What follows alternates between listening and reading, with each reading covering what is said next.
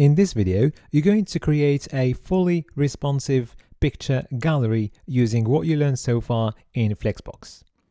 So your gallery is going to consist of a few columns where your pictures are going to be stacked. So the width of the container is going to affect how many columns are going to be inside your container. So if the container becomes too small, then you're going to have only one column with your pictures stacked one on top of the other. And if you increase the width of the container, then you're going to have 2 columns, then 3 columns, then 4 columns. All right. So let's go ahead and build this. To save time, you can start with the starting source code, which you will find attached to the resources of this lecture. So you're going to have your index.html file where I placed all the HTML components for this project. So this includes the container, which is a div of class container. And then inside the container, I've got a few divs. Each div has got a class column and it's got images inside it. So I've got 4 divs with the class column, with each div having pictures inside it. And you've got all the images available inside the images folder. So all you need to do is download this starting source code to save time. And then inside the styling.css file, we're going to place all our styling. So to start, I added the box sizing property set to border box to make sure that all elements inside our web page account for their border and padding when it comes to setting their dimensions.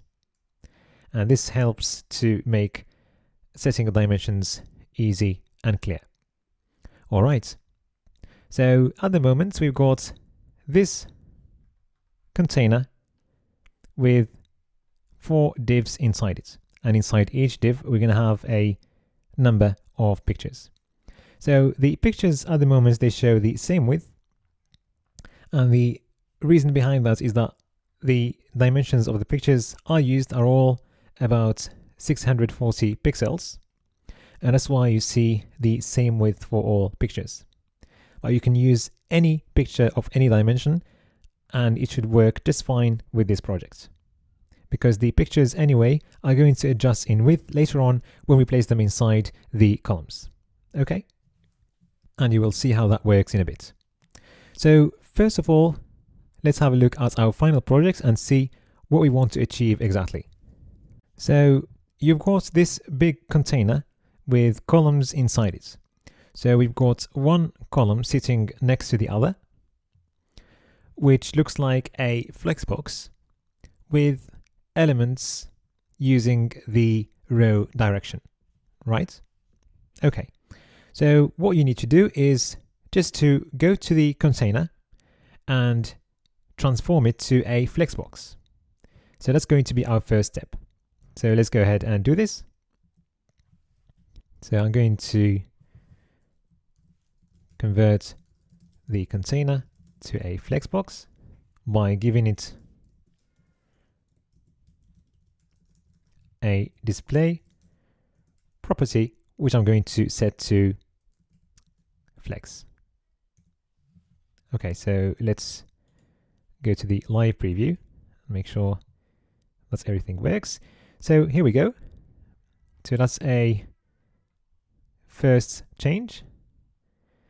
So you can see that we've got 4 columns there, but the pictures are quite big compared to our final website. In the final website, you can see that the columns occupy 1/4 of the full width of the container in a big screen like this.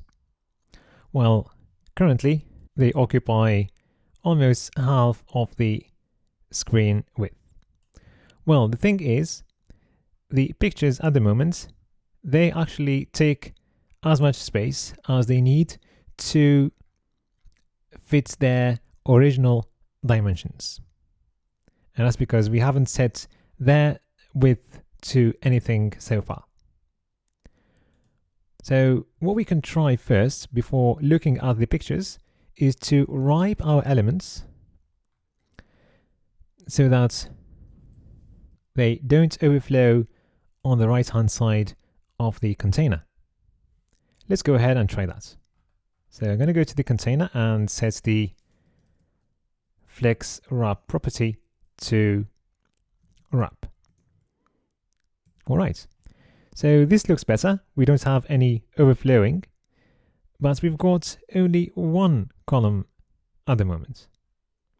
Well, in reality, we still have our 4 columns there, but one is actually stacked on top of the other. Now, to make sure everything is clear, what I'm going to do, I'm going to give each column a background color so that we can see what's happening really. But before we do that, let's just change the content of our columns to something really simple for now. So I'm going to place one letter inside each column and let's see what we got. So these are our columns. Let's give each one a background color. So let's select the first column.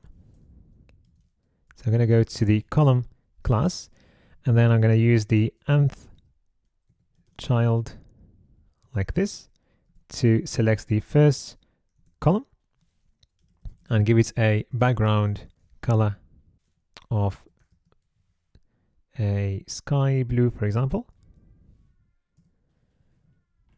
Here we go.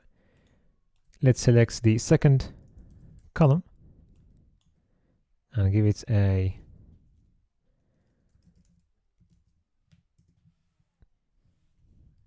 nice violet red color. And let's select the third one and give it a green color. And then the last one and give it a light coral color, for example. Okay, so these are our columns occupying a minimum width at the moment. So what we need to do, we need to make sure that each column occupies roughly 1/4 of the width of the container in a big screen like this. And then we'll see later how to make that decrease to 3 columns, 2 columns, and then 1 column on a small screen. So if you remember, the property we need to be looking at here is flex grow. So whenever one item has got a flex grow, or one flex item has got a flex grow property, then the full width of that row is going to be occupied. And then you can also remember that we used the short flex property to make things easier. So what we want to do, we want to distribute the width equally between all these divs. Okay. So to do that, I'm going to use the flex property and apply it to each column. So let's go and select the column class and set its flex property to a certain value. So since we want them to have the same width, I'm going to give them the same value, all of them. For example, 1. So now you can see that each column is occupying at the moment 1/4 of the width of the container. Alright, in the next video, you're going to put the pictures back inside your flex items and sort out their sizing.